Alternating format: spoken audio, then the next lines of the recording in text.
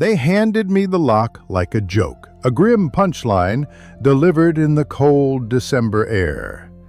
The laugh died before it finished. It was the wrong kind of seal, heavy, black, cold, bolted through the hasp as if whatever was inside needed to be kept in, not kept out.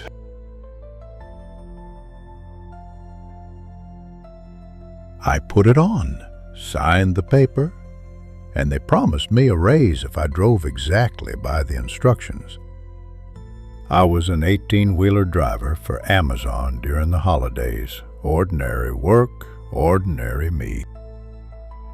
The money would have helped. It was December 2018. The air in Pittsburgh tasted of salt and old snow, diesel exhaust, and the iron tang of hundreds of engines.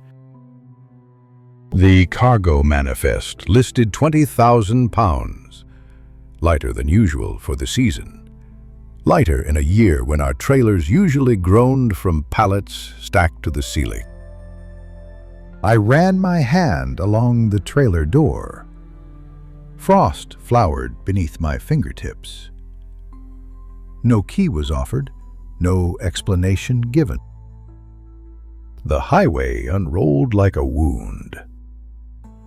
Tires thudded into potholes, a steady percussion that matched the way my heart tightened over every mile. I was supposed to stop only at specific weigh stations, show the badge, the barcode on my manifest, and keep moving. The men at the stations weighed the truck, stamped the paper, never opened the doors. Sometimes they glanced at the lock the way you glance at a closed mouth you do not want to speak to. Maybe they had no key either. Maybe none of us were supposed to know. As I crossed into Oklahoma, the sky held its breath. The road narrowed, the radio hissed with static between country music and automated GPS voices. At every rest stop, I checked the lock like a patient checks a breathing monitor. It sat immovable. The cargo should have shifted, made some noise, a clatter of boxes, a muffled curse. Nothing, but not nothing. There was a low, irregular thumping from beyond the steel wall, a sound like someone knocking from the inside of a coffin. I told myself it was straps settling. I told myself it was the truck itself. I told myself to stop being stupid and keep driving. The destination wasn't a warehouse. The coordinates sent me to a gated border patrol station at the Texas line, a place lit by sodium lamps that made everything look jaundiced and wrong.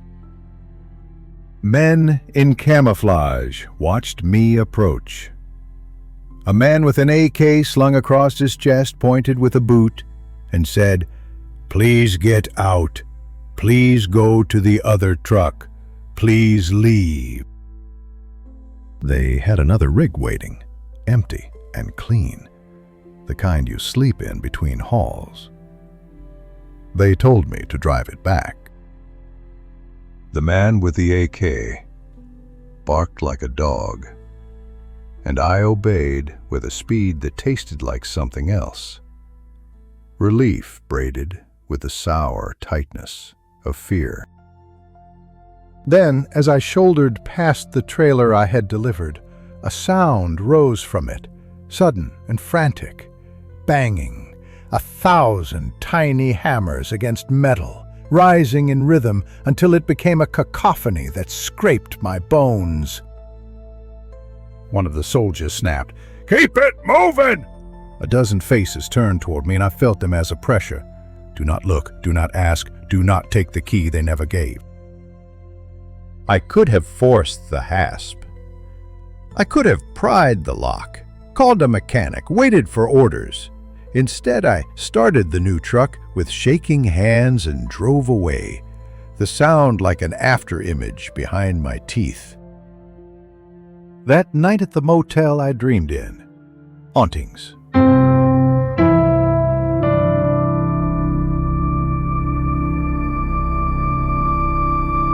The banging followed me into sleep, into waking, into the blurred hours when I could not tell whether I was grieving for something unnamed or trying to bargain with myself. I pictured the trailer's interior like a photograph burned at the edges, rows of plain boxes, a flood of darkness in the center, an outline as if someone had been removed, and the space still remembered. The weight. I smelled metal in my dreams, copper and machinery, and something else I couldn't name. I woke sweating, hands clamped to my chest, half expecting the lock to be cold on my nightstand. I quit within a month.